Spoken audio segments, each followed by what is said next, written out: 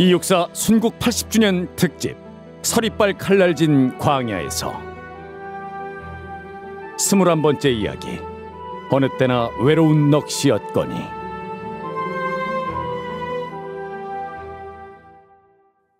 (1943년 9월) 경성. 육사는 연락원과 접선 후 발각될 위험에 처하자 급히 몸을 피하고 있다.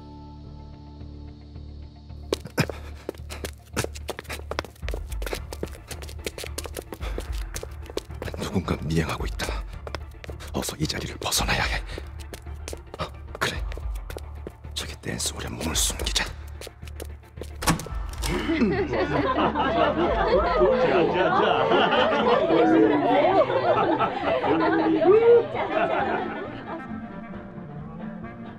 사람이 많은 곳, 적당히 어두운 장소다. 여기까지 따라온다 해도 쉽게 찾지는 못할 거야. 잠시만요.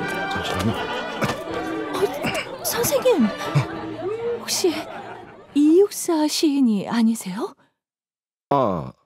아니, 잘못 보셨습니다. 네. 저 잠시만. 어느 사막의 나라, 유폐된 후궁의 넋이기에. 몸과 마음도 아롱져 근심스러워라. 선생님의 반묘라는 시의 첫 구절이죠. 쫓기고 계시잖아요. 제가 돕겠어요. 네. 무리를 용서하세요.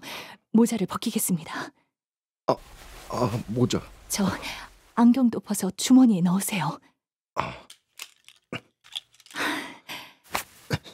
네, 그래요. 넥타이도 푸는 게 좋겠습니다. 죄송합니다. 옷 매무새도 좀 흐트러드릴게요. 네, 알겠습니다. 그들은 모자와 동그란 안경을 쓰고 있는 단정한 저를 찾을 테니까요. 이제 춤을 추러 나갈 거예요. 예. 제 손을 잡으세요. 어서 나가자고요. 저는 춤은 문외한인데. 선생님이 춤을 추고 있다고는 전혀 생각하지 못할 겁니다. 네, 알겠습니다. 제가 리드할 테니 최대한 자연스럽게 움직이세요. 예. 자, 선생님, 이제 천천히 제 스텝을 따라 이동하시죠. 이쪽으로요.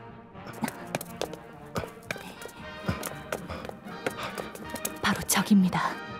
저쪽이 댄스홀 복무원들만 출입하는 문이에요.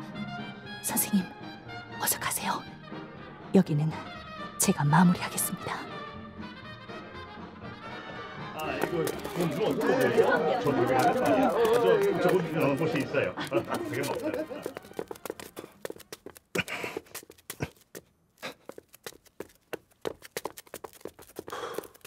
덕분에 위기를 모면했군.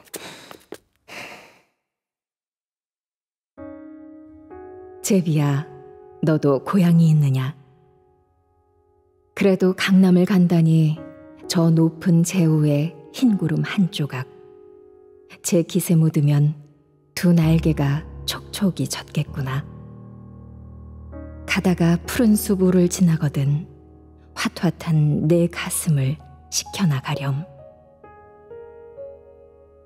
불행히 사막에 떨어져 다 죽어도 아이 서려야 않겠지. 그야 한때 나라도 홀로 높고 빨라 어느 때나 외로운 넋이었거니. 그곳에 푸른 하늘이 열리면 어쩌면 내 새 고장도 될 법하이. 이뤄진 고향. 이육사 시. 1949년 4월 4일. 주간 서울. 2023년 미국. 기록장에서 중촌 금한봉이라는 글자를 발견한 스칼렛과 가족들은 계속해서 의문을 풀어나간다. 스칼렛. 할아버지 이름을 찾은 것 같아. 정확한지는 아직 모르겠지만. 정말? 좋은 소식인데? 어떻게 알아낸 거야, 아빠? 그 한인교회 초기 명단에 할아버지 이름이 있었어. 교회에 다니셨다고?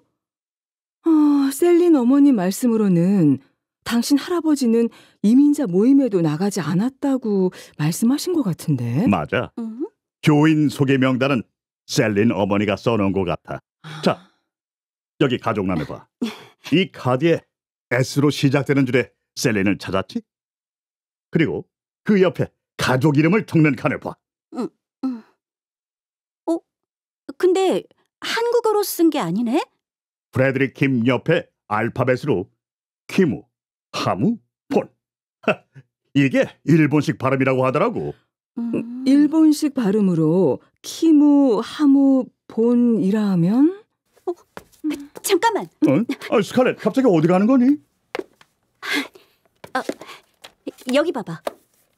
이 내용이 기록된 아래에 휘갈게 쓴 한자. 지난번에 우리가 마을 이름으로 생각했던 중촌이 나카무라라고 했잖아. 그랬지. 그 옆에 금한봉 글자랑 발음이 비슷하지 않아? 키무, 하무, 본. 금, 한봉. 키무는 금, 하무는 함, 봉. 맞아. 금은 성씨로 읽을 때는 김으로 읽지. 그럼 김한봉이 되는 거네? 한 번 더 검색해 볼게. 김한봉. 맞아. 금을 담은 봉우리라는 산은 없어. 나오지 않아. 그럼 왕할아버지가 이 노트의 기록자란 말이야? 아니, 잠깐만. 이럴 수가. 내 할아버지가 일본을 위해 일한 사람이라고? 스칼, 그러면 세네라, 그럼 나카무라는? 그래, 스칼렛. 김한봉이 네 왕할아버지라면 나카무라는? 두 사람이 함께 이육사 시인을 감시했던 걸까? 일본인이었던 나카무라와 조선인 김한봉이 함께 움직였다고 봐야 하지 않을까? 이육사 시인을 쫓는 사람들이 한둘이 아니었을 테니까. 하지만 두 이름을 나란히 적은 이유가 뭘까? 두 사람이 다른 사람이라면 기록장에 각자의 이름이나 서명이 따로 적혀있는 부분도 있을 텐데, 스칼렛, 한번 확인해 볼래? 아니야. 따로 기록된 부분은 없어. 그리고 이렇게 내용 아래에 나카무라, 김한봉이라고 써놓은 것도 여기 한 곳뿐이야. 여보, 그럼 혹시 두 이름이 실제로는 한 사람을 가리키는 건 아닐까? 설마? 당시 일본은 조선인들에게 그들식의 이름을 강요했다고 했잖아. 나카무라가 할아버지의 일본 이름이라면? 그래, 그럴 수도 있겠다. 김한봉은 조선인이었지만 한편으론 나카무라라는 일본의 협력자로 살았던 것일 수도 있어. 아빠! 그 말은 아빠의 할아버지가 독립투사이자 시인인 이육사를 평생 괴롭힌 일본의 앞잡이였다고 말하는 거야. 알아? 나도 믿긴 힘들지만 이걸 봐. 이렇게 증거들이 있지 않니? 어쩌면 할아버지는 우리가 모르고 있던 삶을 살았던 것 같다.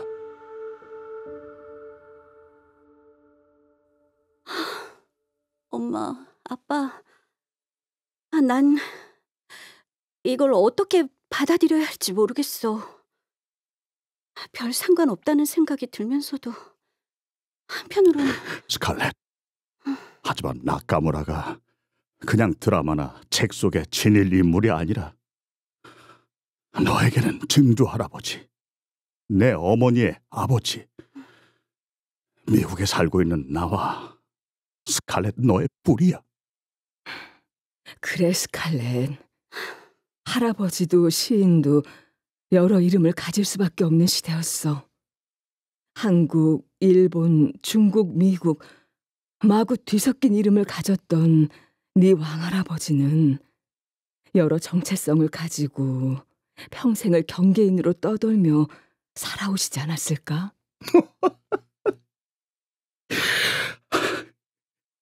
할아버지에 대해서는 전에 들은 것이 거의 없었는데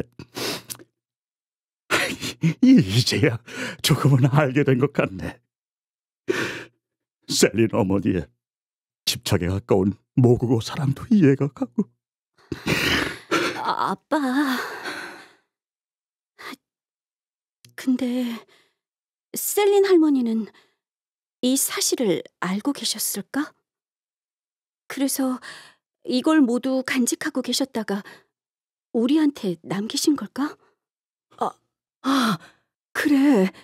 그러고 보니 셀린 할머니가 20여 년 전에 내게 준 물건이 있어. 엄마, 그건 엄마 액세서리 보관함이잖아. 맞아. 내 보석함이지. 응. 어디 보자. 나도 꺼내보지 않은 지 너무 오래돼서. 그래도 여기 확실히 넣어뒀는데. 찾았다. 그래, 이거였어. 뭐야?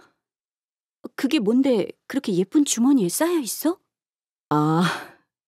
이건 셀린 어머니가 손수 뜨개질해서 만든 주머니야.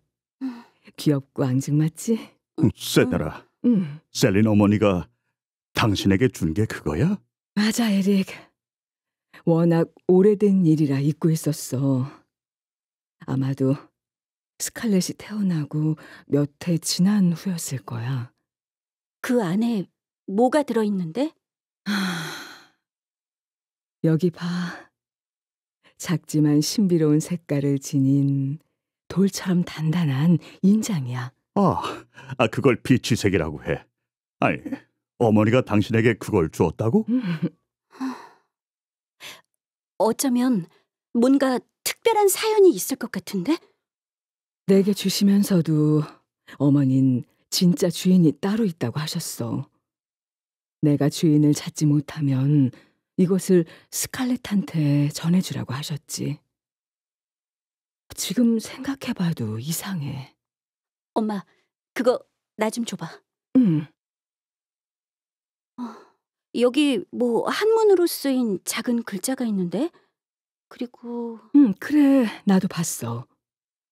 하지만 봐도 무슨 뜻인지는 모르겠더라.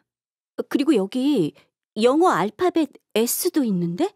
S라고? 응. 난 그 S를 그저 셀린에서 세네라, 그리고 어쩌면 스칼렛으로 이어지는 이니셜이라고 생각했어. 어머님이 마지막으로는 그걸 스칼렛 너한테 주라고 하셨으니까. 이니셜 S라고 새겨진 비취 인장이라. 여기 날짜도 적혀 있어. 1933년 9월 10일. 무슨 특별한 날이 아닐까? 한번 검색해 볼게.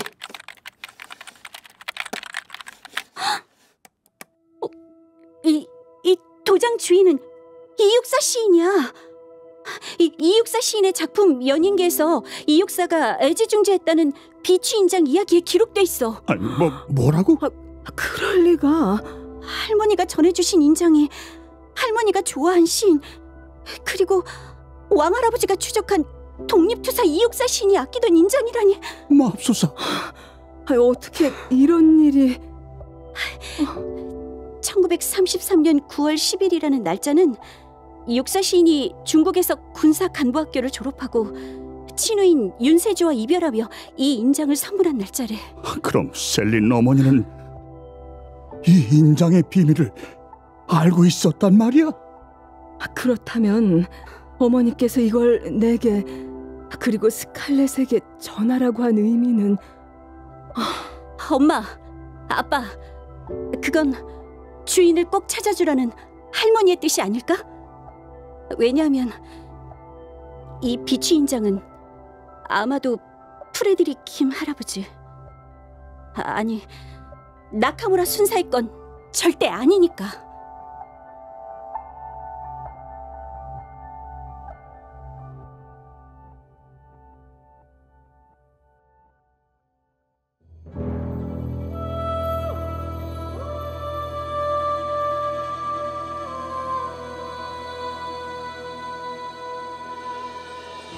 이육사 순국 80주년 특집 서리빨 칼날진 광야에서 출연 이육사, 김용준, 스칼렛, 박선영, 세네라, 한수림, 에리킴, 홍진우, 여문인, 홍수정, 해설 김은아. 자문 이육사 문학관. 음악 최예인. 사운드 믹싱 이정면. 효과 고위재. 극본 김순희, 구자을. 연출 강병규. 이육사 순국 80주년 특집 서리빨 칼날진 광야에서 22번째 이야기, 겨울은 강철로 된 무지개인가 보다. 내일 이 시간에 계속됩니다. 이 프로그램은 안동시 방송문화진흥회가 함께합니다.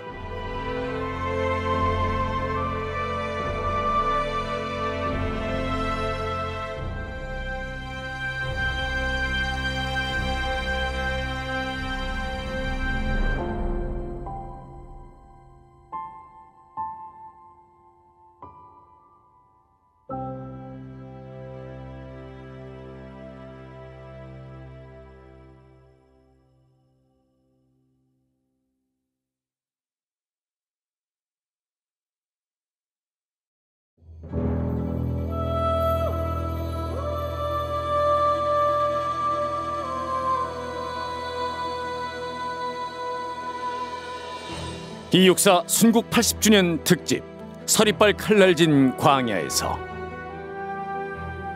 22번째 이야기, 겨울은 강철로 된 무지개인가 보다.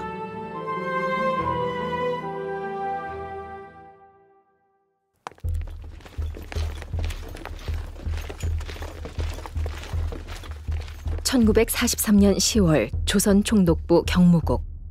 이육사가 임시정부와 연결되어 있다는 사실을 알아낸 나카무라 경보를 사토국장이 격려하고 있다. 북경뿐만 아니라 중경과 연안까지 동선 흔적 확보, 해외 독립단체들을 연결하는 역할 중개. 나카무라 경보, 이번에도 큰 거를 해냈어. 임시정부와 연결된 이육사의 꼬리를 잡다니 역시 대단해. 과찬이십니다, 사토 국장님. 모친과 형의 소상 참여는 일종의 방해라 판단했습니다. 굳이 위험을 무릅쓰고 들어온 것은 국내와 연결해야 할 임무가 있었고 그것을 수행하기 위한 목적이 우선이라고 생각했습니다. 그렇겠지. 국내 항일 조직 및 무기 반입 계획 거점과 연계 지점 확보라니. 헐!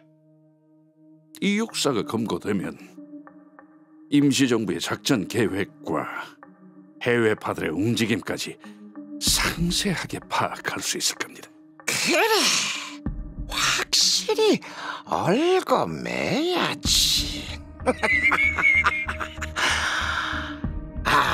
나카무라 경보도 이육사 검거 현장에 직접 나가야 하지 않나? 자네 활약이 대단했는데. 동대문 형사대와 헌병대가 출동했습니다. 관련해 상세한 정보를 전달했으니 이번에는 이육사도 절대 빠져나갈 수 없을 겁니다. 그래 좋았어. 이거 베이징 주재 경찰들이 곧 바빠지겠구만.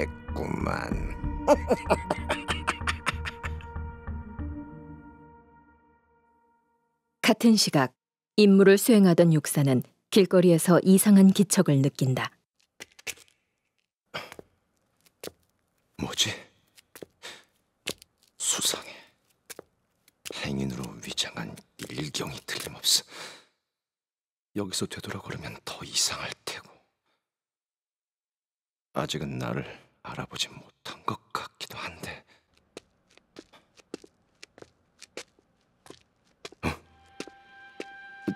뒤에도 누군가 따라오고 있어.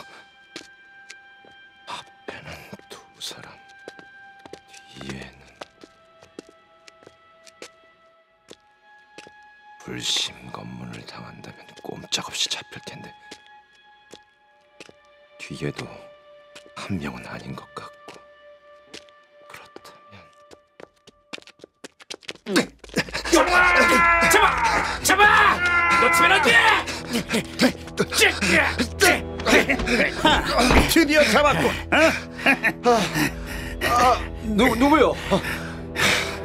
내가 뭘 잘못했다고 그러시오? 동대문 경찰서 형사계. 한병대에서 나왔다. 이육사, 함께 가시지. 할 말이 있다면 헌병대로 가서 하시고. 내가 순순히 저들을 따라가면 동지들은 시간을 벌 수 있어. 야, 경찰도 모자라 이젠 헌병까지 납시다니. 나 육사가 그만한 몸값은 하고 살았나 보. 아니 이자가 이러니 불경죄를 추가하겠다. 이육사, 당신은 지금 천황폐하의 위대한 군인을 조롱하고 있어. 아, 조롱이라고? 아이고 이런. 무슨 그런 말씀을. 나는 그대들의 탁월한 능력을 치하하고 있다. 지금부터 이육사는 대일본 제국 황군을 상대로 한 중대 범죄 피의자로 우리 헌병대가 인수하겠다. 특별 조사 후 베이징으로 이감한다.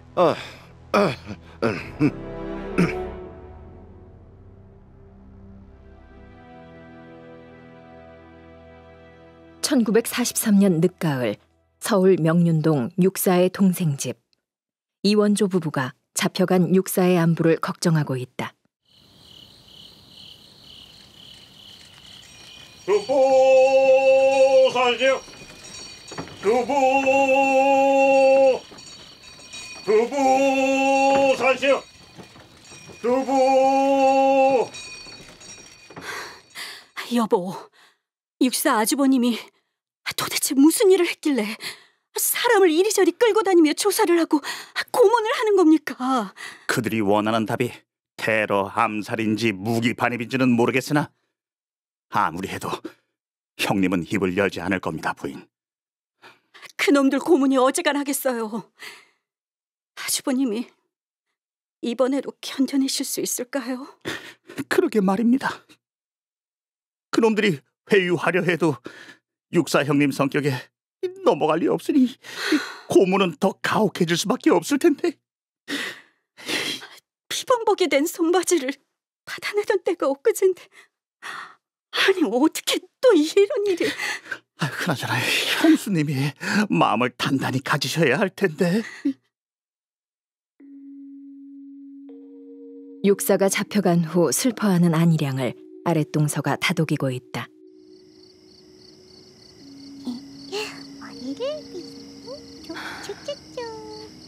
형님, 얼마나 마음이 아프시겠어요.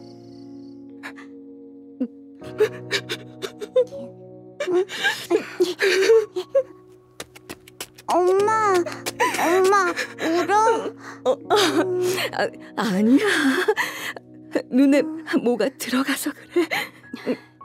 형님, 원록 아주버님은 이번에도 잘 이겨내실 거예요. 그래. 내가 이러면 안 되지. 오비 보는 데서 말이야. 엄마 아파? 눈 아파? 그래 오비야. 엄마가 눈 좀 씻어야겠다. 물도 좀 먹고 올게. 작은 숙모랑 놀고 있어. 엄마. 오삐야, 자, 이거 봐라. 이게 뭘까? 네 아버지가 작은 아버지한테 맡긴 우리 옥비 옷이야. 이것 봐. 여기 꽃가신도 있네. 우리 신어볼까? 옳지.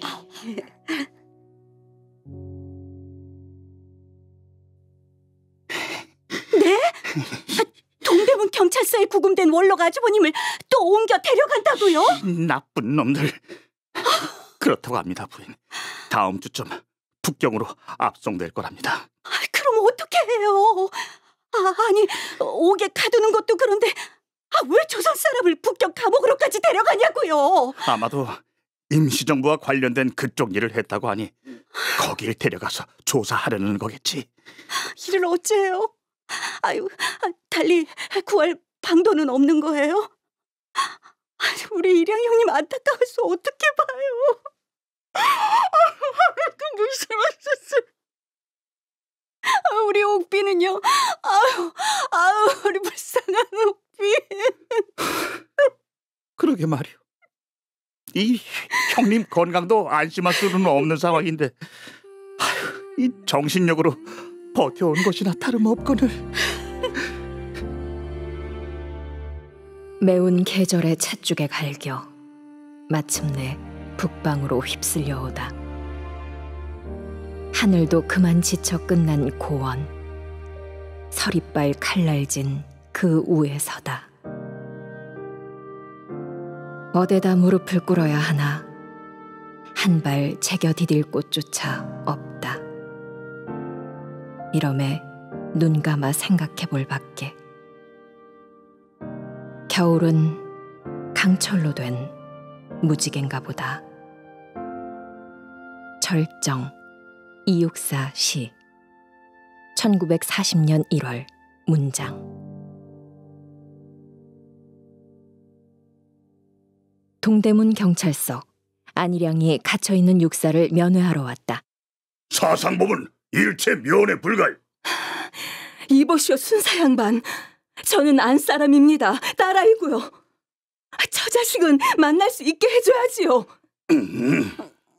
엄마, 무서운 아저씨야. 괜찮아 옥비야. 엄마랑 아버지 만날 거야. 아버지. 아버지? 아버지 만나? 아버지? 단 한 번이요. 가족 면회만 1회 허용하겠소.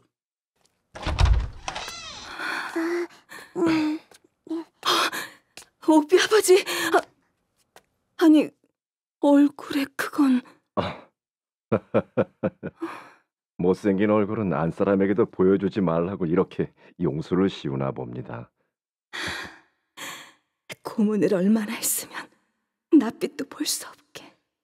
네, 임자가 보내준 새 옷을 입었소. 역시 조선 제일 바느질 솜씨라 넉넉하니 내 품에 잘 맞는구려. 네, 아주 깔끔해졌소. 네, 그리 말씀해 주시니 고마워요. 꼽아보니 40 가까운 생에 17차례나 들락거린 감방이지만 이번에도 어떻게든 돌아갈 것이요. 네, 그때까지 옥비 손 단단히 잡고 서방님 기다리고 있겠습니다. 아버지, 아버지, 그거 뭐야? 아버지 그 모자 싫어. 아유, 옥비야. 우리 옥비 손 좀 잡아보자.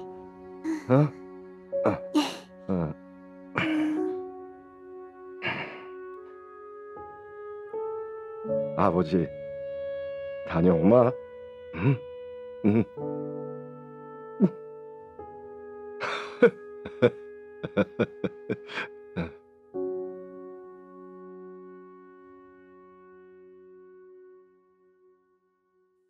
1944년 1월 초 이육사는 중국 베이징의 둥창후통에 있는 지하 감옥으로 이감되고 함께 갇혀있던 비밀 요원 동지이자 친척 동생인 이병희는 먼저 석방된다. 이병희 운 좋은 줄 알아. 응? 곧 혼이 날 젊은 처자임이 확실하니 우선 석방한다. 친척 오랍이라는 이육사의 진술도 뭐 참작이 됐고.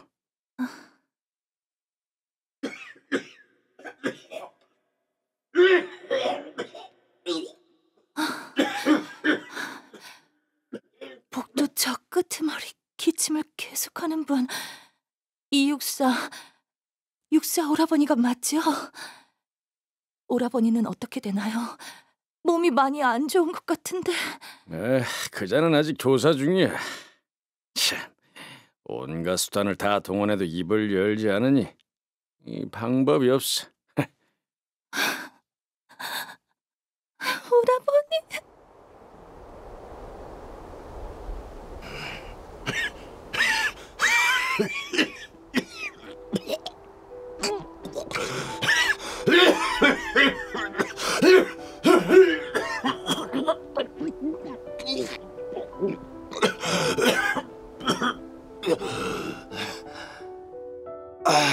이보시오. 내게 종이와 연필을 쓸 수 있는 뭐라도 좀 넣어주시오.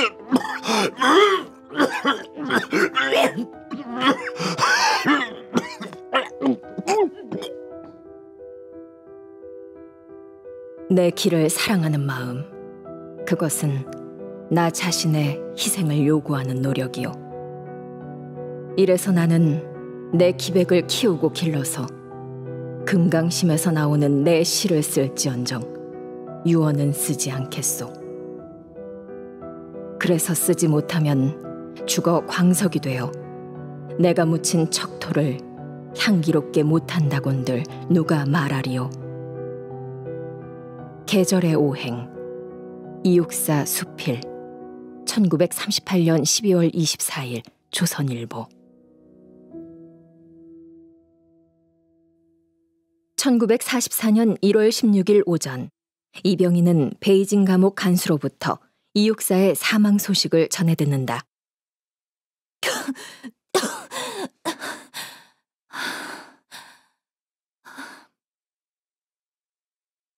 나야 혼인한다고 하고 간신히 풀려났지만 옥사 건너편 육사 오라버니 방에서 밤낮 없이 기침 소리가 심상치 않게 들리던데 이 겨울을 견뎌낼 수 있을까?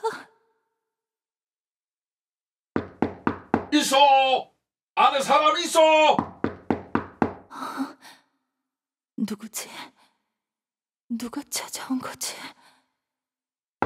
이병희! 안에 있으면 문을 여! 나는 베이징 감옥 간수요! 길이 전할 말이 있어!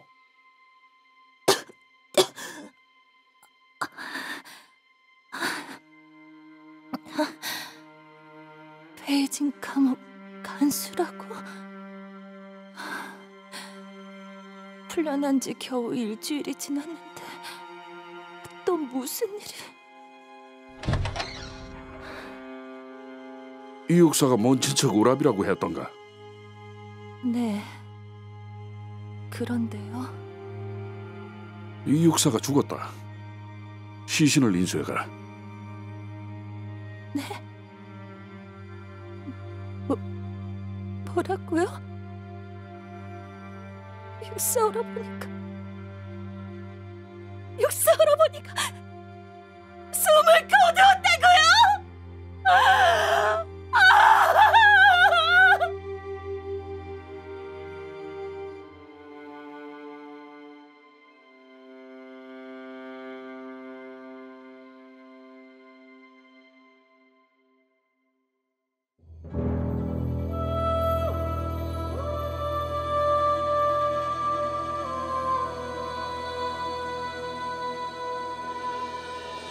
이육사 순국 80주년 특집 서리빨 칼날진 광야에서.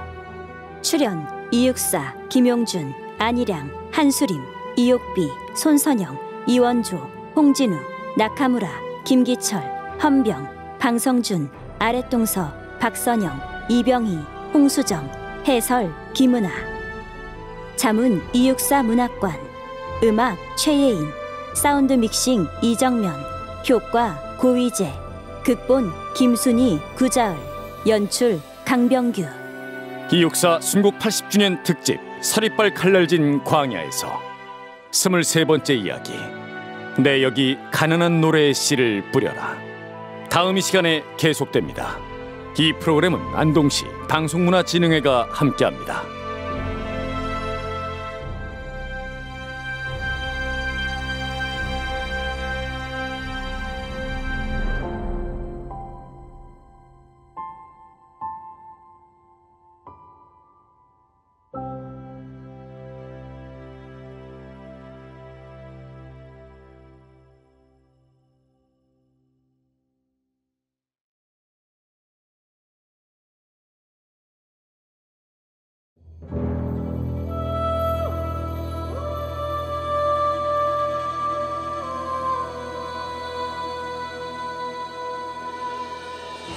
이육사 순국 80주년 특집 서리빨 칼날진 광야에서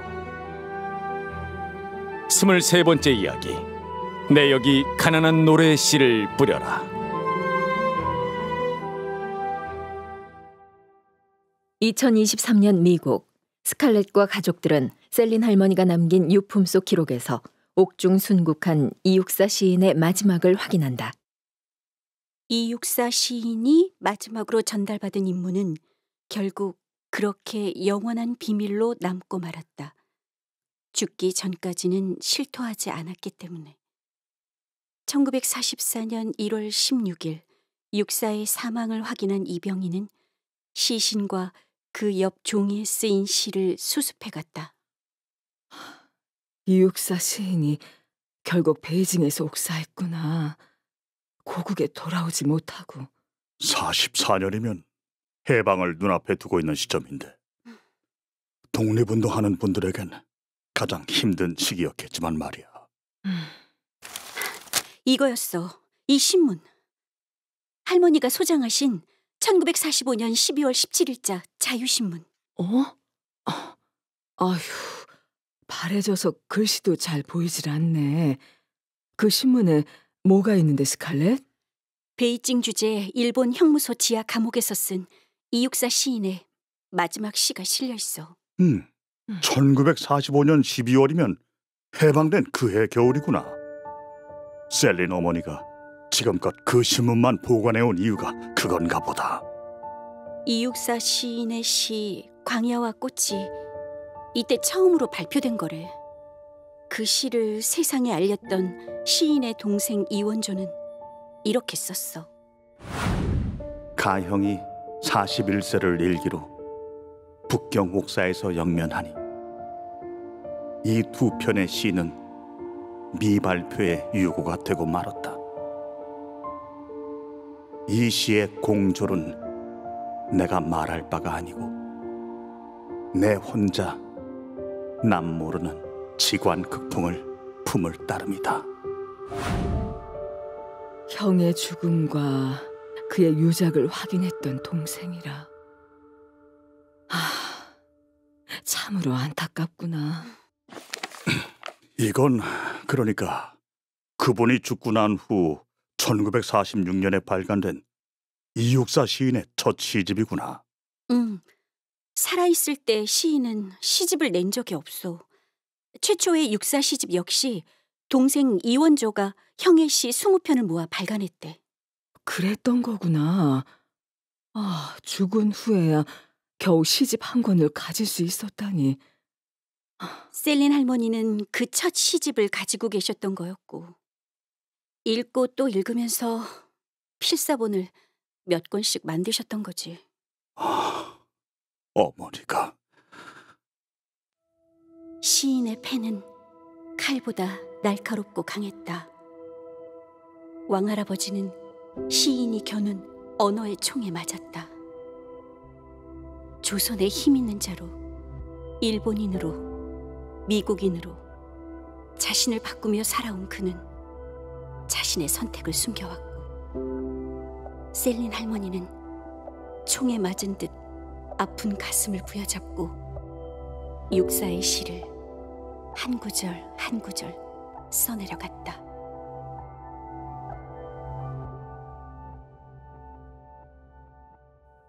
(2024년) 여름 이육사 특별 전시회를 앞둔 시인의 유일한 혈육 이옥비 여사는 동안대학교 사학과 강지원 교수와 통화한다. 여보세요? 강지원입니다. 교수님, 저예요. 이옥비. 네, 여사님. 기다리는 전화가 있으셨나 봐요. 아닙니다. 낯선이의 연락이 있긴 했는데. 낯선이라고요? 혹시 또 걸려올 수 있으니 다음에 할까요? 아니에요.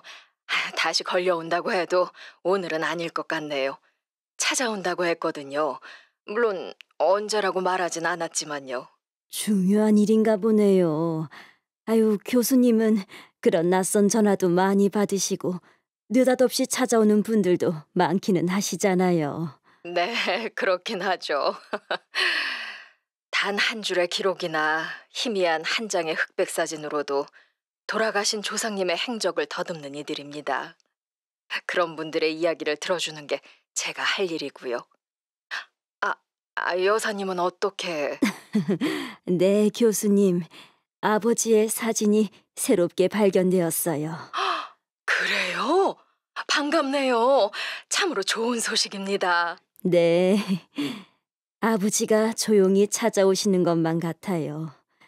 시간이 지날수록 하나씩 하나씩 발견되는 게 참 놀랍고 신기하고 감사하네요.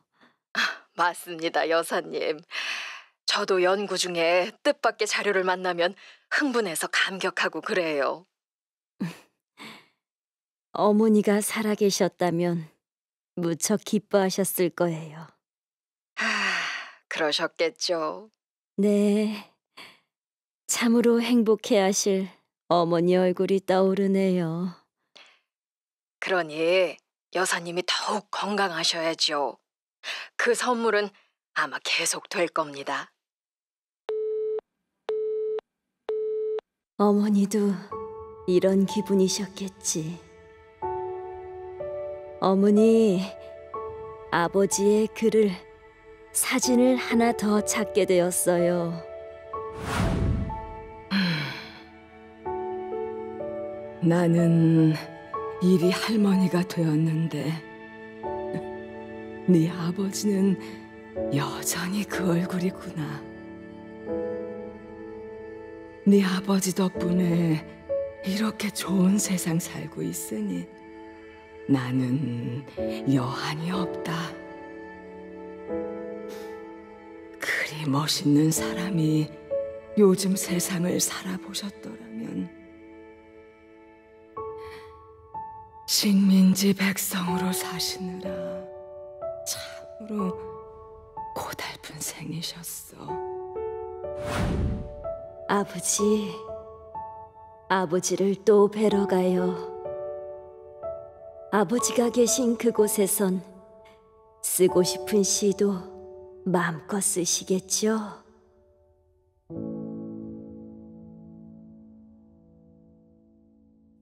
셀린 할머니의 유품 속에 남겨진 기록의 진실을 알게 된 스칼렛은 의문의 마지막 조각을 찾기 위해 한국으로 오게 된다. 2024년 서울 예술의 전당 264 특별 전시실.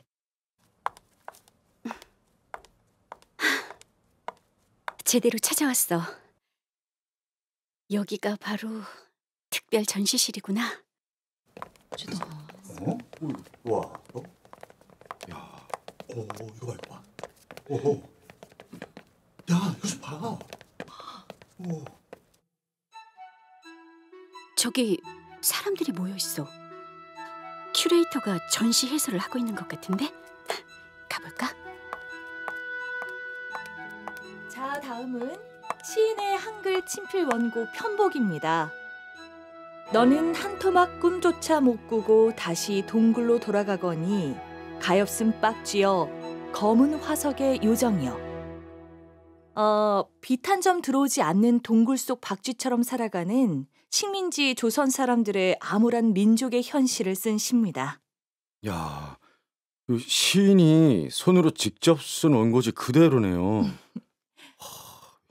필체며 종이에 빛바랜 재질이며 와. 직접 보니 당시 그분의 심정이 더 와닿아. 얼마나 암담하고 답답하셨으면 이런 글을 쓰셨을까? 요즘엔 거의 사용하지 않는 잉크펜으로 글씨를 쓰신 것 같네요. 어휘도 문장도 더러 낯선 것도 있고요. 네, 그렇죠. 또박또박 반듯하게 써놓은 글씨를 한자 한자 읽는 기분이 어떠세요? 일제강점기인 당시에는 한글을 지키는 것조차 독립운동이나 마찬가지였습니다. 한글을 지키는 게 독립운동이라고? 이 시는 당시 일제의 검열에 걸려 발표되지 못했는데요. 그래서 해방 후에야 뒤늦게 알려지게 된 거죠. 할머니가 그 시를 읽고 또 읽은 이유를 알겠어. 말을 잃어버리고 글을 잃어버리면 나라는 사람도 잃어버리게 된다. 살다 보면 알게 될 거야. 네가 어디에서 왔는지, 네가 어떤 사람인지.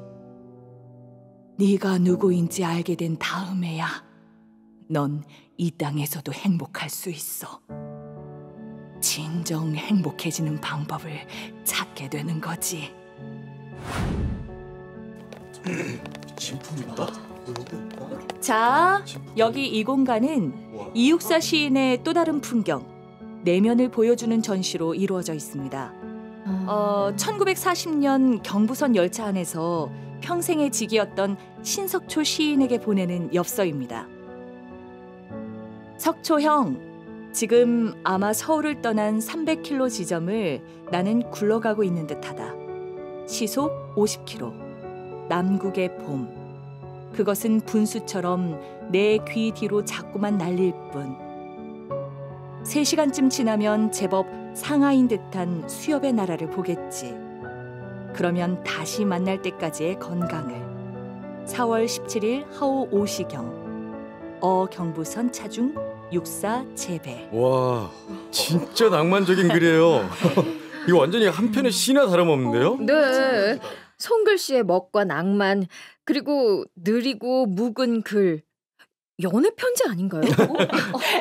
아니, 친구가 아니라 연인에게 보내는 감성 가득한 글인거려. 맞아. 그렇게 느끼셨어요? 네. 자, 그럼 다른 엽서도 함께 보시죠. 이육사 시인이 기차를 타고 가다가 잠시 차에서 내려 급히 시간 확인을 먼저 하고 뭘 하셨을까요? 자, 보세요. 추, 지금 삼낭진 역전의 날이니 6점종. 그 앞 진주여관에 드니 마산 7시 10분에 간다기에 대금 1원 60전에 낙동강 잉어회와 막걸리 5배를 통음하였다. 여차 풍류를 서울서는 상상만 하여라. 자세히는 가서 보고함세. 카이티엘 플로. 경성부 명륜정 사정목 72의 2. 신석초 대인 태계. 와, 막걸리를 드셨네. 꿀맛이었겠어요. 친구에게 이런 엽서를 보내다니. 난 손편지를 받아본 적이 있었나? 비즈니스 이메일이거나 DM이지. 그래. 셀린 할머니의 한글 쪽지글이 있었네. 지사, 투사의 이미지가 너무 강해서 이육사의 시를 저항시, 독립을 위한 투쟁으로만 읽는 경향이 있습니다. 이 전시에서 우리는 친구들과 어울리며 농담도 하고 여행도 하면서 경제적 궁핍도 겪는 시인의 일상을 엿볼 수 있습니다. 한번 들어보시겠어요? 석초형, 떠나서 대구에 오니 귓병이 나서 한 주일 치료를 했지요. 명사 50리에 동해 잔물결이 두 사람의 걸어간 자취조차 스쳐 바리지 못하고 보드랍게 핥아갑니다. 깨끗한 일광 해면에 접촉되는 지음, 유달리 빛납니다. 함께 와서 보았더면 야복 좋아하지 않을 것을. 건강하소서. 아이고, 이렇게 따사롭고 섬세한 감성을 지닌 분이 그토록 험한 독립투사의 길로 나아가서 하셨다니. 아유, 마음 아프다. 네. 일상이 저토록 아름다운 말로 가득한 시인이 펜을 내려놓고 총을 들었다니.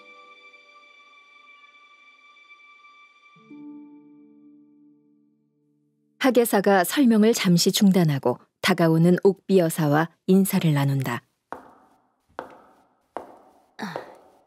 어머나, 아이고, 안녕하세요, 옥비 여사님.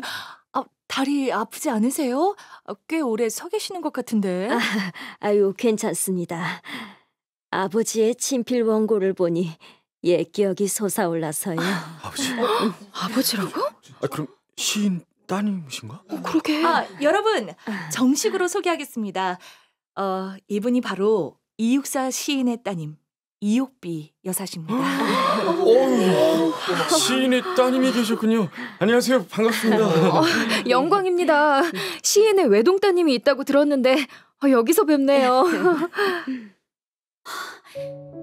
저분이 시인의 따님이라고?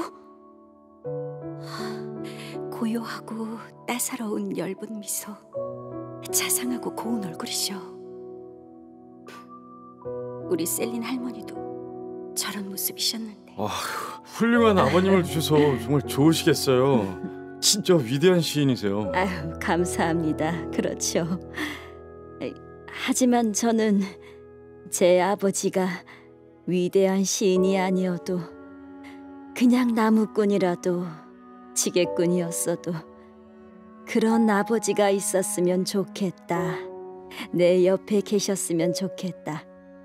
그렇게 생각한 적이 훨씬 많았어요. 평생 아버지를 그리워하며 사셨구나.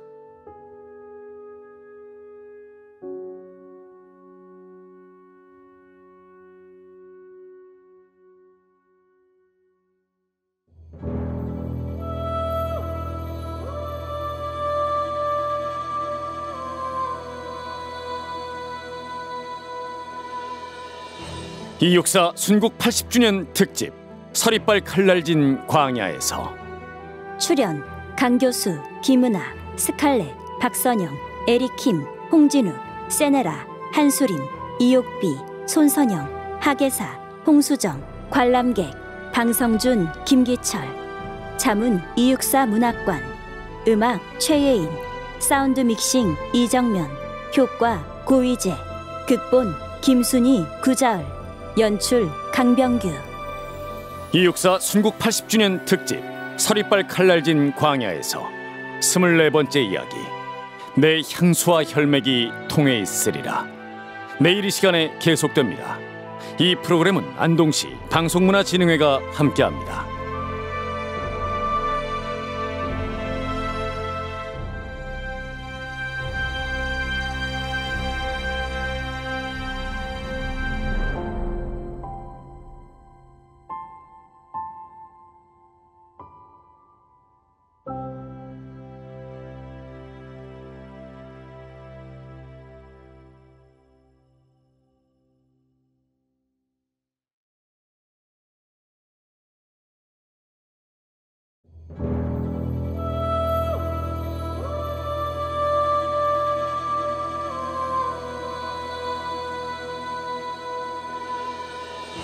이육사 순국 80주년 특집 서리빨 칼날진 광야에서 24번째 이야기 내 향수와 혈맥이 통해 있으리라.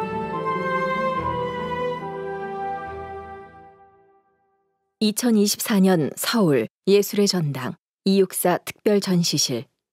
스칼렛은 이옥비 여사와 대면하게 되고 비추인장에 관한 진실을 알게 된다.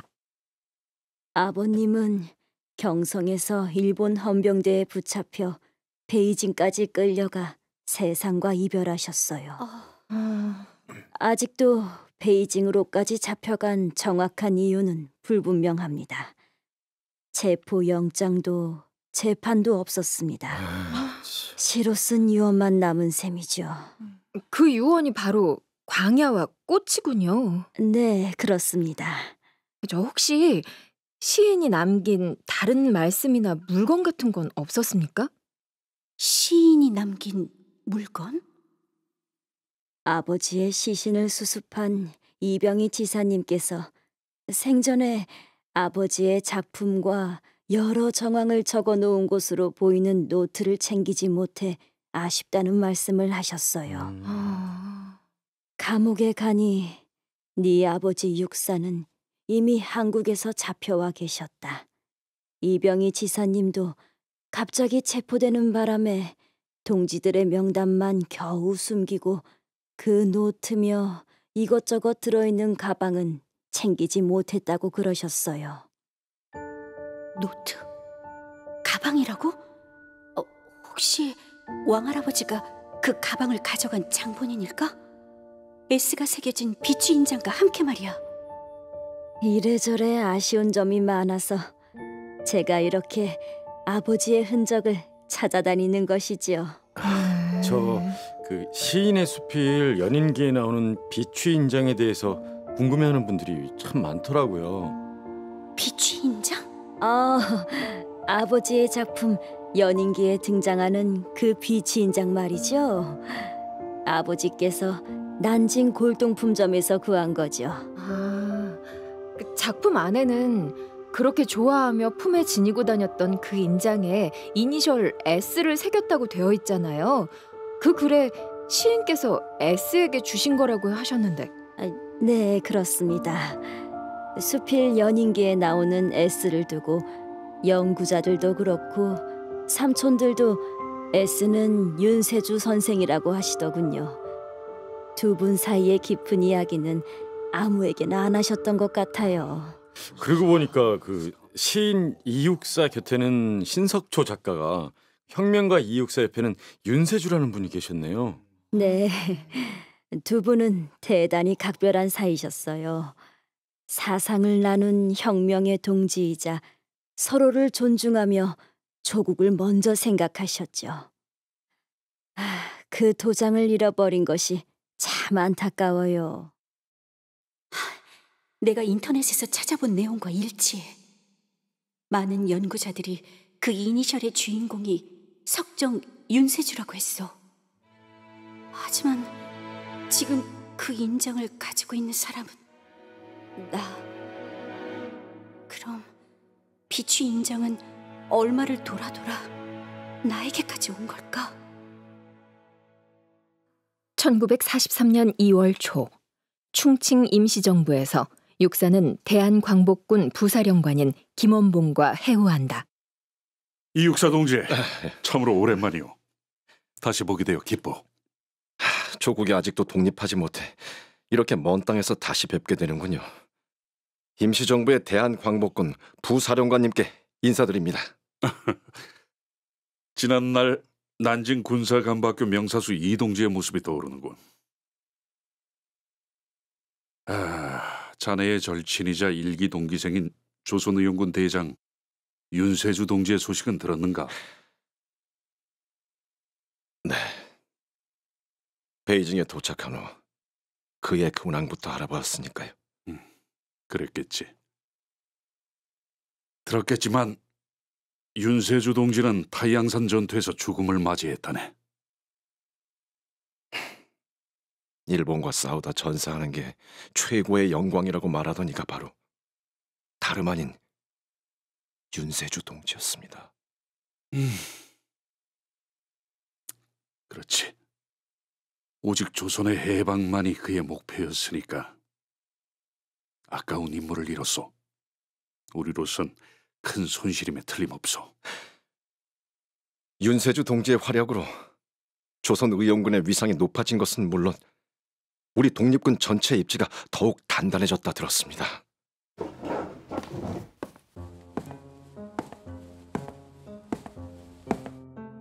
그렇소이다, 이육사 동지. 중국 관내에서 활동하던 무장 독립운동 세력이 광복군으로 들어오고 있어. 우리는 마침내 군사 통일을 이루게 된 것이오. 임시정부는 조선의용대의 한국광복군 편입으로 큰 힘을 얻었습니다. 분산되어 있는 여러 세력들을 하나로 묶은 것이야말로 조선 독립의 관건이요, 민족 해방의 첫걸음이라 생각하고 있습니다. 그래서 이육사 동지가 적임자라 생각했어.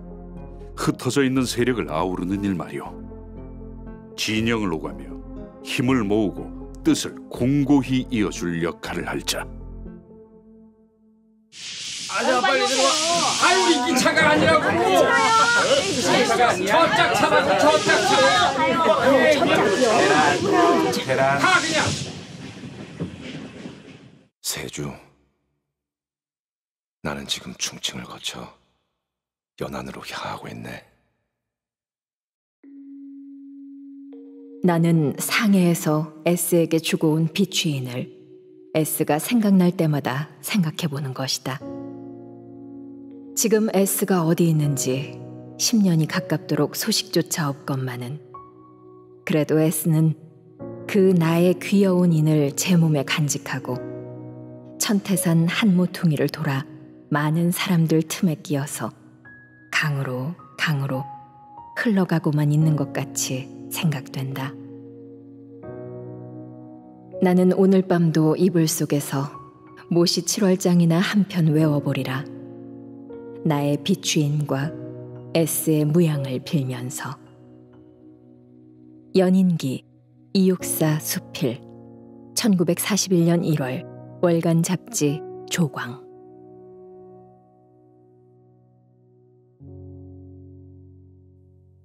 (1943년) 같은 시각 중국 연안 조선의용군 주둔지 부녀복무단 박정화 대원은 이 육사가 연안으로 오고 있다는 소식을 듣게 된다.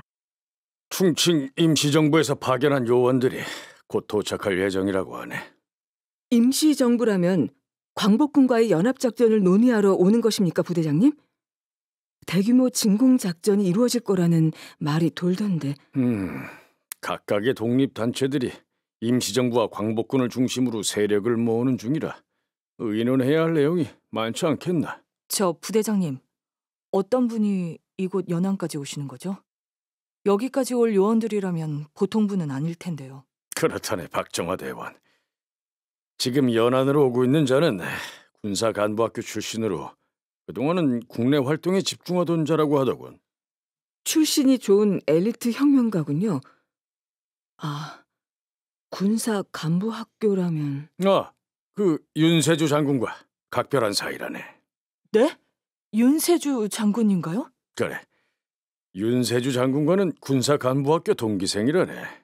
하지만 청년 시절부터 알고 지낸 사이라는군. 기자와 시인으로 문필 활동을 하고... 문필 활동이라고요? 그분의 이름이 뭔가요, 부대장님? 본명이 따로 있지만 임정에서는 다들 그를 육사라고 하더군.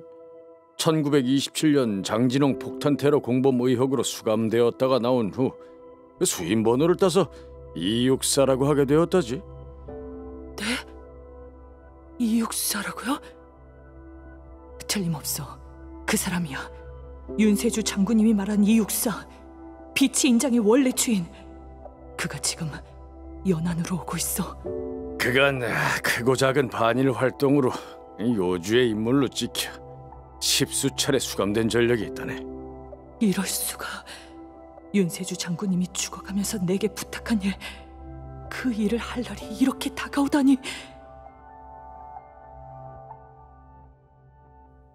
(1942년 5월) 중국 화북성 태양산.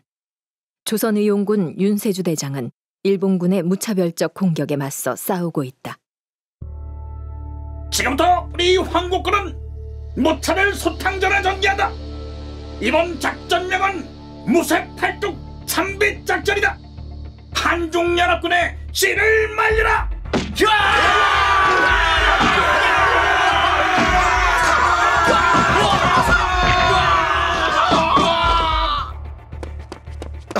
윤세주 대장님, 십자랑 계곡에서 적에게 선멸당할 위기에 처했습니다. 테러를 만들어야 한다. 우리 부대가 앞장서서 적을 유인한다. 대장님, 그건 너무 위험합니다. 자살행위나 다름없습니다. 시간이 없어. 승리를 원한다면 나를 따르라. 조선의용대 전군, 가용 활약을 모조리 외놈들 선봉 측면에 집중하라.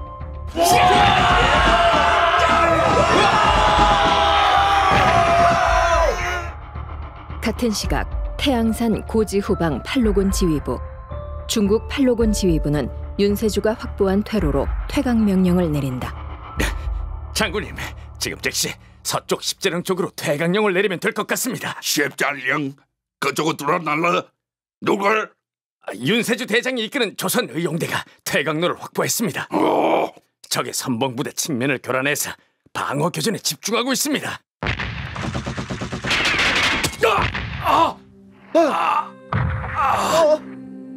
허벅지에 맞았어. 대장님! 어서 진군하라. 어서. 시간이 없어. 대장님! 윤세주 대장님! 어서! 대장님! 나는 내가 알아서 한다. 나를 두고 전진한다. 시간을 지체해서는 안 돼. 어서. 어서 피하라고!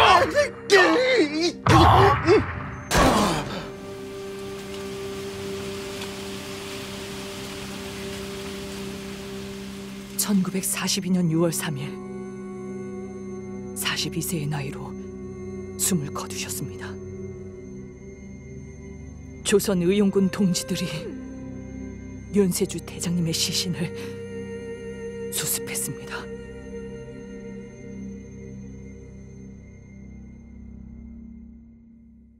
(1943년 2월) 말 중국 연안 조선의용군 주둔지 부녀복무단 박정화 대원은 주둔지로 온 이육사를 만난다. 기다리고 있었습니다. 이육사 선생님. 예. 저는 조선의용군 부녀복무단 박정화 대원입니다. 아, 기다리고 계셨다니 감사하외다. 그런데 무슨 일로? 회의 전에 개인적으로 전할 말이 있어 면담을 요청했습니다. 혹시 윤세주 대장님을 알고 계시지요? 아, 지금 윤세주라고 하셨습니까? 네, 석정 윤세주 대장님이요. 아, 네. 이육사 선생님, 이 비치 인장을 기억하시겠지요? 아니, 이건... 이 인장은 3년 선배이자 혁명 동진 세주의 분투와 무강을 기원하며 선물한 것인데 이게 왜... 이 선생님이 우정의 징표로 선물한 비치 도장, 이니셜 S의 주인공 윤세주 대장님의 유품입니다. 틀림없다. 내가 세주에게 준 비취 인장이 틀림없어. 원주인에게 돌려드리는 겁니다. 아, 무슨 말입니까? 원주인이라니요? 왜 이 물건의 주인이 저라고 생각하는 겁니까? 그걸 갖고 계셨던 분이 알려주셨습니다. 세주가 저 여인에게 우리의 인연을 이야기했단 말인가? 윤세주 대장님이 제게 부탁하셨습니다. 이육사, 본명 이월록, 경북 안동 출신으로 대구에서 신문기자로 활동,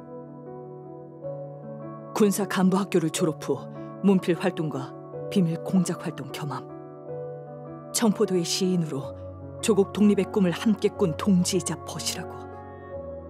아닙니까?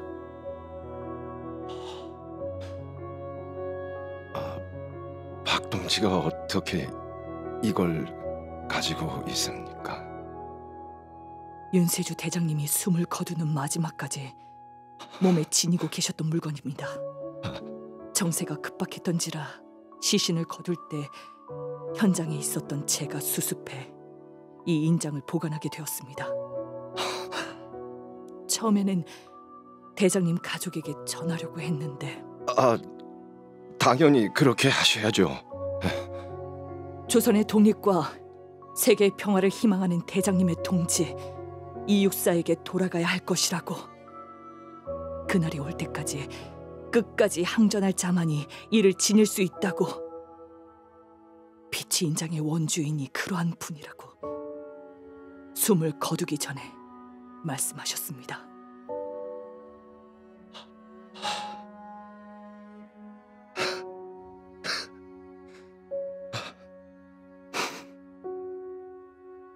이복의 석정, 윤세주, 자네가 그렇게 그리던 조국 해방이 멀지 않았네.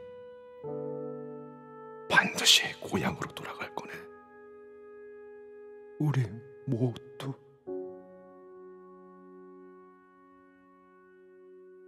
(2024년) 서울 예술의 전당 이육사 특별 전시실. 이옥비 여사가 관람객에게 비취 인장에 대해 이야기하고 있다. 윤세주 선생님 후손분하고 만난 적이 있는데 그 비치 인장을 찾지 못해 무척 아쉬워하더라고요. 두 분은 순수한 열정을 지닌 채 뜨거운 청춘을 함께 하셨지요. 행여 어느 밤에 이 삼림의 요정들이 찾아와서 나에게 놀기를 청하면 나는 즐겨서 그들에게 얘기를 할 것이고 그들은 내 얘기는 슬픈 꿈같이 듣고는 새벽이 되면 별과 함께 하나씩 하나씩 사라질 것입니다. 계절의 오행 이육사 수필 1938년 12월 24일 조선일보.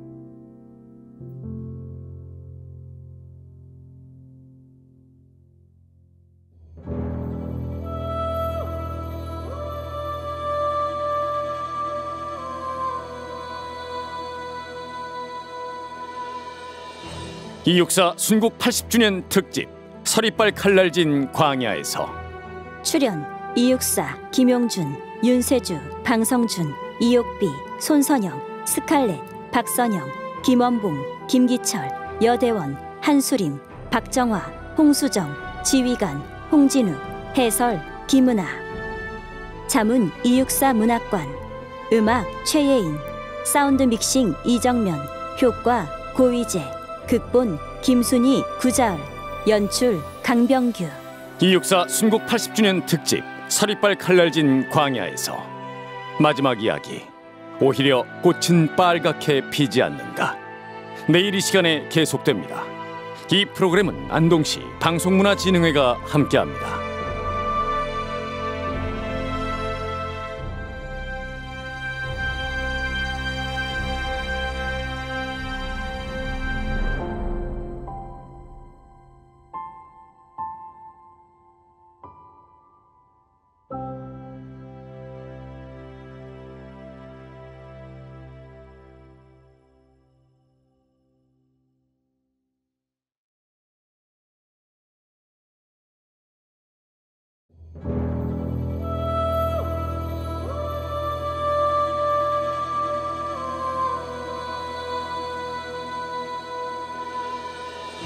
이육사 순국 80주년 특집 서리빨 칼날진 광야에서 마지막 이야기 오히려 꽃은 빨갛게 피지 않는가.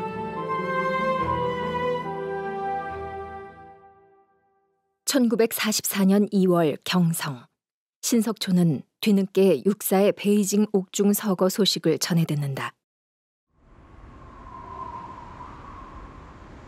그는 오지 않았다. 아니, 왔다. 육사형은 시신으로 돌아왔다. 모두가 절망을 부르짖을 때 가난한 노래의 씨앗을 뿌리는 꽃으로, 초인으로 돌아왔다.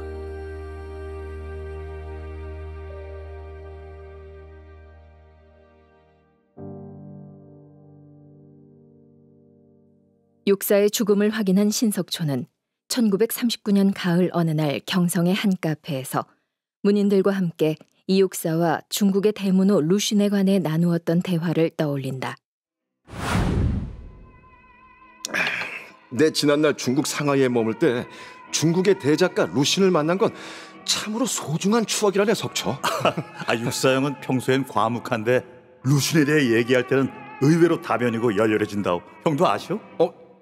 내가 그래? 참. 그거야. 내가 루신을 대문호로서도 지극한 조국애를 지닌 한 인간으로서도 존경하기 때문일 거네. 그러니 이 선생님이 루신의 사망 이후 추도문 형식으로 그분에 관한 기사를 쓰고 그분의 작품 고향을 번역까지 하신 거 아니겠어요? 맞아. 육사형은 농촌의 현실과 농민의 삶을 진실하고 명확하게 묘사해낸 루신의 작품 고향을 유려한 우리말로 읽게 했지. 그런가? 어디 그 마지막 구절을 다시 들어보겠는가? 생각하면 희망이라는 것은 대체 있다고도 말할 수 없고 또는 없다고도 말할 수 없는 것이다. 그것은 마치 지상의 길과 같은 것이다.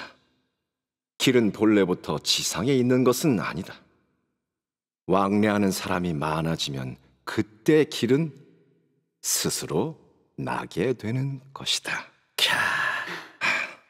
명문이긴 하지만 저는 어찌 그 구절이 희망이 아니라 절망에 대한 이야기 같기도 해요, 선생님. 희망을 주는 말은 아닌 것 같아서. 아니, 왜? 명랑하지 않아서? 앞길의 광명을 찬양하지 않아서? 자, 잘 들어보게. 희망은 길과 같은 것이다. 그러니 걷는 수밖에 없다. 걷다 보면 길이 생겨나는 것처럼 희망도 그렇게 생겨나는 거다. 그것이야말로 바로 희망이다. 이렇게 말하고 있지 않은가? 걷는 수밖에 없다. 걸어야만 한다. 그것이 바로 희망이다. 그러고 보니 정말 그런 것 같기도 하고. 응? 그게 바로 루신이 전하고픈 희망이자 또한 나의 희망이라네. 하기야 루신은 소설 과객에서 희망이 보이지 않는데도, 아니, 앞에 무덤이 있다는 것을 뻔히 알면서도 기어이 나아가는 나그네를 묘사하고 있잖아요. 그래, 값싼 희망을 던져주는 것이 아니라 두터운 절망을 직시하면서도 이에 굴하거나 넘어지지 않고 기어이 앞으로 나아가는 과객, 이런 사람이야말로 희망의 길을 만들어내는 법이라네. 어쩐지 저는 육사 선생이 그 나그네 같다고 느껴지는데요. 지나친 비약인가요? 맞는데?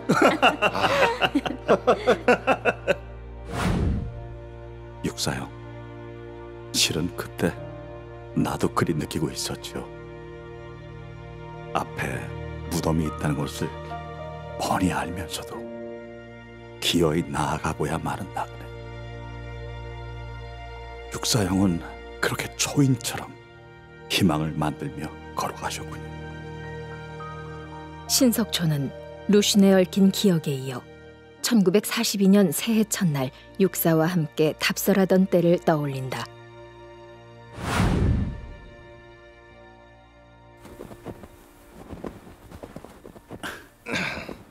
눈이 참말 많이 내렸어, 육사형. 이야, 그러게. 그러니 답설하기 더 좋지 않은가, 석처? 하지만 너무 춥소. 가난한 이들에게 추위는 형벌과도 같죠. 추위보다 더 가혹한 형벌은 구속, 속박, 잃어버린 자유야. 여러 차례 감옥에 갇혔던 형의 경험이요? 그럴 수도 있겠네. 손발 묶인 그 예속이 내게서 끝나지 않고 다음 세대까지 이어질 수 있다는 그 암울함. 나는 그게 뼈를 깎는 고문보다 더 고통스러웠어. 육사형은 언제나 다가올 날을, 미래를 생각하는군요. 내일을 보지 않고 어떻게 오늘을 살아갈 수 있겠나? 응? 그래서 형은 청포를 입은 손님을 기다리며 한 개의 별을 노래하고 있는 거요? 그럴지도. 내가 떠나기 전에 눈이 오면 답설 한 번 더 하세. 육사형은 어찌 그리 눈길을 좋아하시오? 어둠이 걷히고 어슴풀에 날이 밝아오는 새벽, 아무도 걷지 않은 이 눈길을 걷는 순간으로 살기 위함이네. 야, 좋다, 그지? 네.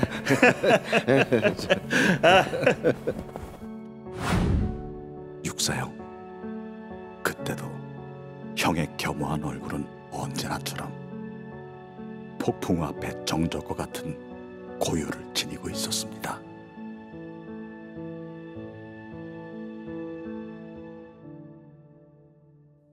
(2024년) 서울 예술의 전당 이육사 특별 전시실. 관람객들이 독립운동 연구자 강지원 교수, 이옥비 여사와 이야기를 나누고 있다. 이옥비 여사님, 옥비 여사님, 이름이 참 아름답습니다. 여사님이랑 참 잘 어울려요. 그렇습니까? 우리 아버지가 지어주셨는데 유일하게 남겨주신 것이 아버지의 혈통과 저의 이름 석자거든요. 그 뜻은 더욱 깊고 오묘하답니다. 아버지가 딸에게 전하는 특별한 의미를 담지 않았습니까, 여사님? 네, 그래요. 기름질 옥에 안일비로 지어주셨어요. 이름이 특별해서 사람들이 기억을 많이 하더라고요. 참, 저 여사님, 아버님이 돌아가셨다는 것을 알았을 때 어린 나이셨는데요. 그때 어머니는 어떠셨는지 기억이 나십니까? 네, 당시 어머니 모습은 생생하게 기억이 납니다. 어머니가 그렇게 서럽게 우시다가 이제는 밥도 안 하시고. 옥비야, 네 어머니 눈물이 아직도 다 마르지 않았나 보다. 네 아버지 소식을 듣고 나서부터 울기만 하시더니 먹지도 않고 자지도 않고. 아니 이게 벌써 며칠째냐. 옥비 어멈, 그리 울고만 있다가는 큰 병을 얻는다. 산 사람은 살아야지. 어른 옥비를 봐서도. 숙모님도 집안 어르신도 그래서 걱정이 많으셨어요. 저는 어머니 우는 것만 기억이 나요. 아무것도 안 하시고 그냥 계속 우시는 거예요. 어머니는 그때 나는 죽어야 되겠다 그런 생각만 하셨대요. 어렸지만 기억이 생생합니다.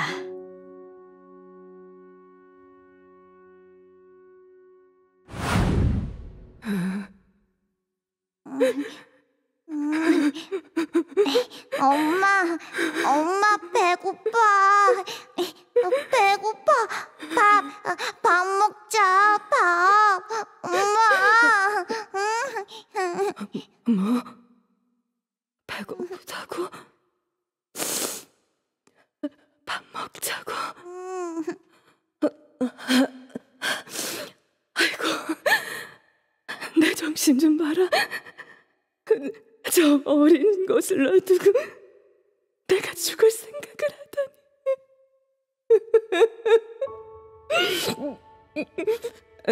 그래, 살아야지. 설령은 내 죽더라도 우리 옥비는 키워놓고 잘 키워놓고 죽어야지. 엄마 울지 마. 엄마 옥비야, 울지 마. 네가 내 품에 있는 게 기적인데, 네 아버지의 가장 큰 선물인데 그걸 내가 잠시 잊고 있었다. 미안하다, 옥비야.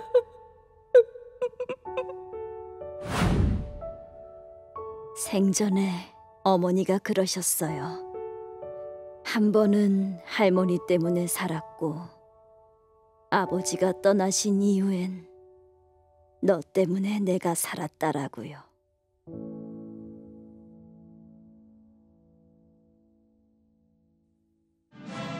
최대 다수의 항공기는 9시간 동안이나 통경 공업 중심 구역을 폭격하였습니다.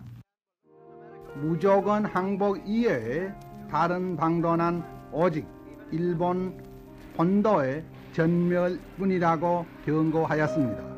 샌프란시스코 전시정보국, 미국의 소리 방송을 들은 경성의 시민들은 식민 해방의 날을 꿈꾸고 있다. 대한민국 임시정부가 독립을 위해 다양한 외교전을 전개하고 있답니다. 정말이에요? 그렇게만 된다면야. 아니, 무장 독립군 규모도 상당하다던데. 분명한 건 일본의 승승장구가 사실이 아니라는 것과 해방의 날이 멀지 않았다는 것이겠죠. 그럼 정말로 독립하는 날이 올 수도 있다는 거네요. 진짜 그 날이 올 수도 있겠어요. 일본은 굴하였다. 승리는 우리에게 왔다. 그것을 위하여 주동사들을 생각한다. 그들의 피가 영원히 살아. 2024년 서울, 시인과의 만남, 내면 풍경, 토크 콘서트 현장. 마지막 퍼즐을 맞추기 위해 미국에서 온 스칼렛은 관객들 사이에서 이옥비 여사의 이야기를 듣고 있다. 베이징으로 압송되기 직전 아버지의 마지막 길이었어요. 그 여사님이 그 아버지를 마지막으로 뵌 건 그러면은 그 떠나시는 모습만, 용수 쓰신 모습만 기억하죠. 수의를 입고 보승줄에 묶여 용수를 쓰고 있었고. 아이고, 얼굴 못 뵀구나. 굉장히 충격적이셨을 것 같아요.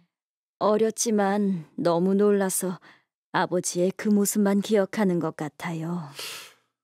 저 3살 때 마지막으로 뵌 아버지가 만약에 오늘 밤에 다시 오신다면은 무슨 말을 하고 싶으세요? 저는 아버지가 저를 기억하실지, 이렇게 나이 든 딸을 알아보실까? 그게 제일 걱정되기도 하고. 어떤 얼굴로 계셔도 다 알아보실 거예요. 그럼요. 그렇고 말고요. 아버지에게는 얼마나 보고픈 딸이겠어요. 하나뿐인 혈육인데요. 그래, 그럴 수도 있겠어. 아버지가 못 알아보실까 봐. 셀린 할머니는 당신의 아버지를 다시 만난다면 무슨 말을 하실까? 그럴까요? 제가 기억하는 아버지의 모습은 젊은 모습뿐이잖아요. 그래서 한편으로는 아버지가 돌아오시면 나이 든 할아버지 모습으로 오실까? 아니면 오래전 떠나가실 때 그 모습으로 오실까? 그것도 궁금해요. 어떤 모습으로 오시든 이육사 선생님은 세상 제일 멋진 아버지일 겁니다. 딸을 아끼는 마음은 다 같았는데 왕할아버지의 삶은 나에게 숨기고픈 부끄러움이 됐다. 하지만 역사는 영원히 이육사라는 분을 기억하며 그를 잊지 않을 것임에 틀림없어. 아버지를 뵈면 제일 먼저 하고픈 게 있으신가요, 여사님? 글쎄요. 왜 이제 오셨냐고. 아마도 처음엔 왜 이제 오셨냐고 투정 부릴 것 같아요.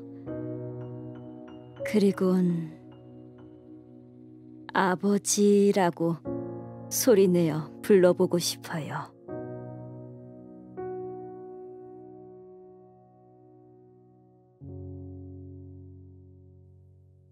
내 이름은 스칼렛. 한국 이름은 김유나. 스칼렛으로 불릴 때와 김유나로 불릴 때 나는 어떤 기분이었지?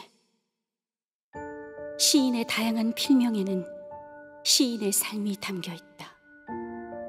내 이름에도, 내 아버지와 어머니의 이름에도 그분들의 삶의 여정이 드러난다.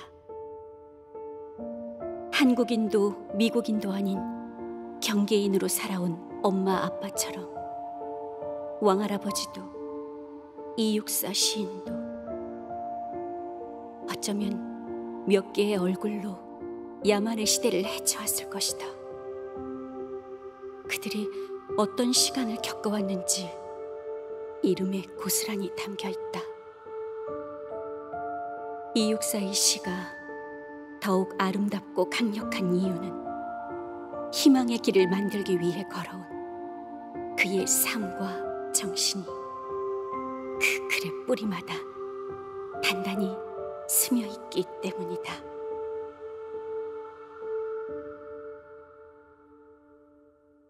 (2024년) 인천국제공항. 새로 발견된 이육사 시인의 유품에 대한 뉴스가 나오고 있다. 시청자 여러분 안녕하십니까? 오늘의 첫 소식입니다.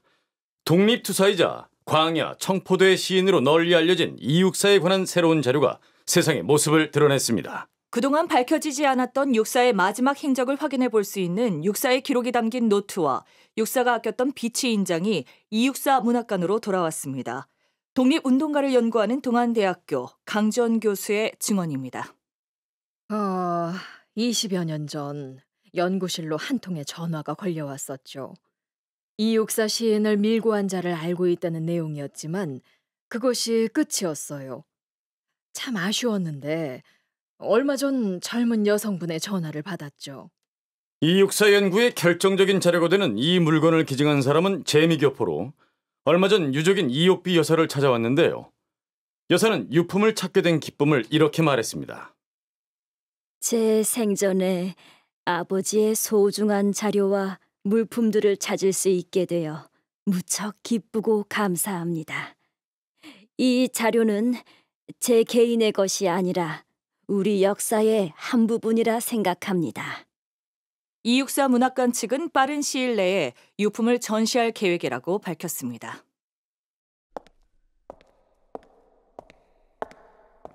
나는 이제 알고 있다. 진실은 쉽게 사라지지 않고 언제 어떻게 우리를 찾아올지 알 수 없다는 것을. 우리의 삶이 역사이고 역사는 계속 쓰여지고 있음을.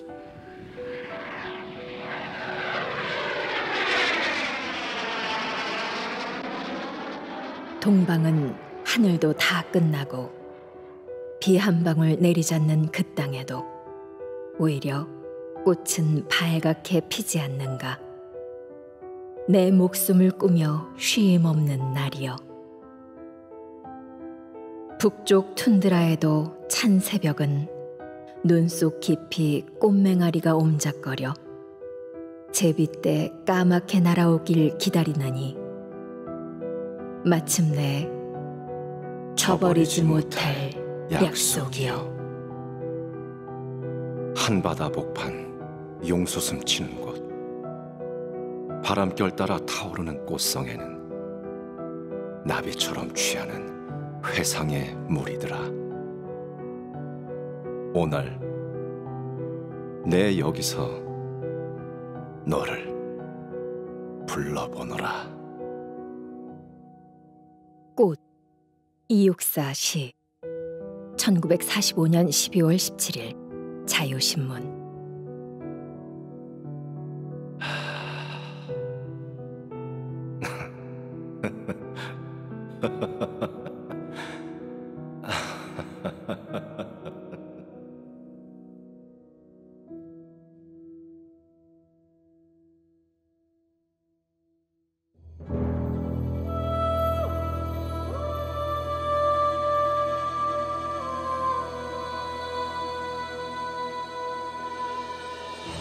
이육사 순국 80주년 특집 서리빨 칼날진 광야에서. 출연 이육사, 김용준, 이옥비, 손선영, 안희량, 한수림, 스칼렛, 박선영, 신석초, 홍진우, 관람객 김기철, 앵커 방성준, 홍수정, 해설 김은아. 자문 이육사 문학관. 음악 최예인, 사운드 믹싱 이정면, 효과 고위재, 극본 김순희, 구자을, 연출 강병규. 지금까지 이육사 순국 80주년 특집 오디오 드라마 서리빨 칼날진 광야에서를 청취해 주셔서 고맙습니다. 이 프로그램은 안동시 방송문화진흥회가 함께합니다.